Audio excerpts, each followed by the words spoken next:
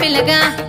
ఓ పిల్లగా యహో పిల్లగా ఎంకటేశు చూడకపోతుంటవో కానకపోతుంటవో నా పిల్లగా ఎంకటేశు చూడకపోతుంటవో కానకపోతుంటవో